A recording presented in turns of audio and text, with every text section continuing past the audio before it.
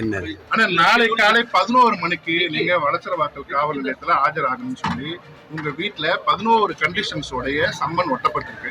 ஒட்டப்பட்ட சம்மனை சில வினாடிகள்லயே வந்து கிழித்ததாக ஒரு குற்றச்சாட்டு. அதன் பேர்ல வந்து உங்க காவலர், உங்க வீட்டில் இருந்த காவலர் ஒருவர் வந்து அதை கிழித்தாருன்னு சொல்லி போலீசார் அவரை இப்போ வந்து கைது செஞ்சு கொடுத்துருக்காங்க. இது உங்களுடைய விஷயம். இதெல்லாம் அவசியமற்ற ஒரு என்ன சொல்றது, இது கேவலமான நடவடிக்கை. இதெல்லாம் அவங்க வந்து இதே வழக்குக்கு ஏற்கனவே 3 மணி நேரம் விசாரித்து எல்லாத்தையும் பதிவு பண்ணிக்கிட்டாங்க.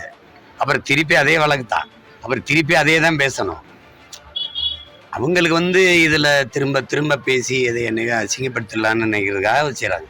இதில் இந்த ஆட்சியாளர் வந்து அசிங்கப்படுறாங்களே இல்லையா, எனக்கு இதில் ஒன்றும் இல்லை. இப்போ நீ இவ்வளவு தீவிரம் காட்டுறீங்க, அந்த அண்ணா பல்கலைக்கழகத்தில் இந்த பொள்ளாச்சி பாலியல் வன்கொடுமையில் நடந்த இந்த பாலியல் இதில் இவ்வளவு தீவிரம் காட்டலையே. நான் ஏற்கனவே ஒரு அழைப்பானை கொடுத்தாங்க, கையெழுத்திட்டு சொல்லிட்டு தான் வந்தேன். இதற்கான திட்டமிட்டேன், வர முடியாது, வந்தவொடனே வாரேன் அப்படின்னு. ஏன்னா எனக்கு வேறு நாட்டுக்கு போய் தலைவராக முடியாது, உங்களுக்கு தெரியும், கடை வச்சிட்டு இல்லை. தினந்தோறும் உங்களை சந்திச்சுக்கிட்டு இருக்கேன். இதில் இவ்வளவு விரட்ட வேண்டிய அவசியம் என்ன இருக்குது? இந்த அரசு இது மாதிரி வேறு எதுலையாவது நடவடிக்கை எடுத்துருக்குதான்னு நீங்கள் பாருங்கள். எவ்வளவு கேவலமான ஒரு ஆட்சி அதிகாரத்தை நடத்திக்கிட்டு எந்த சிக்கல்லையாவது பிரச்சனையாவது இப்படி பண்ணியிருக்கா? வரேன்னு சொல்லிட்டேன். என் வீட்டில் என் மனைவி என் பிள்ளைகள்லாம் இருக்காங்க, அவ்வளவு பேர் வேலை செய்கிறவங்க. நான் இந்த கிருஷ்ணகிரியில் தான் இருக்கிறாங்கன்னு இங்கே பாதுகாப்புக்கிற காவலருக்கு தெரியும், அங்கே இருக்கிறவங்களுக்கு தெரியும். இப்போ என் வீட்டில் என் ஓட்டுற சேட்டை தானே. நீங்கள் ஒட்டிட்டு போன பிறகு என் வீட்டு கதவுல இருக்கிறத அங்கே வேலை என் தம்பி ஒருத்தர் கிழிச்சிருப்பார். அதில் என்ன பிரச்சனை? நீங்கள் இது பண்ண நான் தான் வருவேன்ல.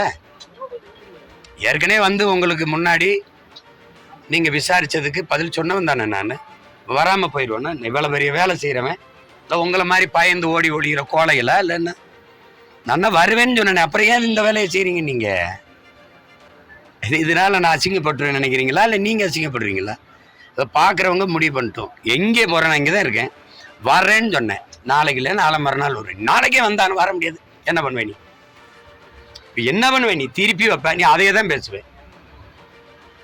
நீ சம்மந்தப்பட்ட அந்த பொம்பளையை கூட்டிகிட்டு வந்து அங்கே உட்கார வை, என்னை உட்கார விசாரி. நீ அங்கே ஒன்று பேசிட்டு வருவ, அப்புறம் திருப்பி ஒன்று வருவ, அப்புறம் ஒரு வாரம் இதே பிரச்சனை வைப்பீங்க, திருப்பி கூட்டிடுவீங்க. எத்தனை நாளைக்கு? 15 வருஷமா இதே நாடகமா? என்னது இதில் என்ன நீ சொல்ல? மக்களுக்கு முன்னாடி இந்த அரசு சொல்ல விரும்புறது என்ன செய்ய நினைக்குது சொல்லுங்க.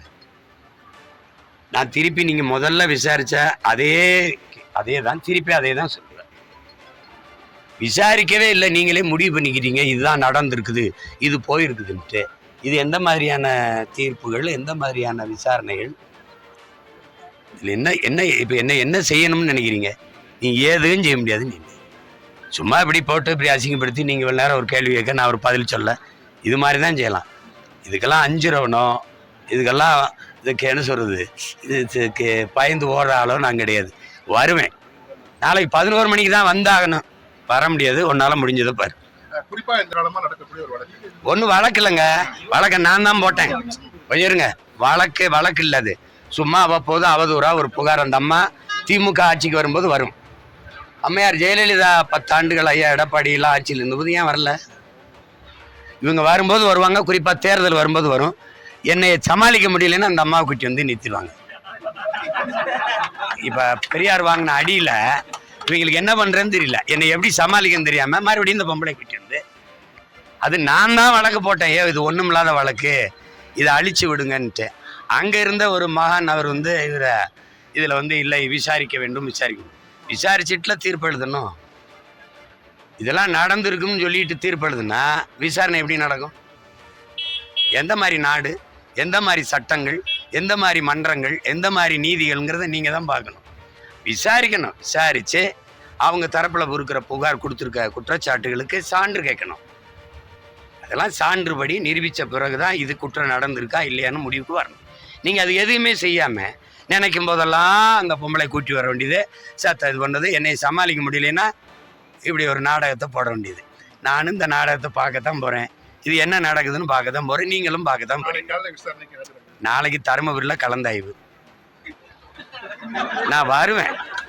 அந்த வளசரவாக்கம் காவல் நிலையம் அங்கே தானே இருக்கும், நான் இங்கே தானே இருப்பேன். இப்போ என்ன அவசரம்னு சொல்லு. அவசரமா நீ வந்தது வர முடியாது, என்ன பண்ணுவேன் பண்ணிக்க.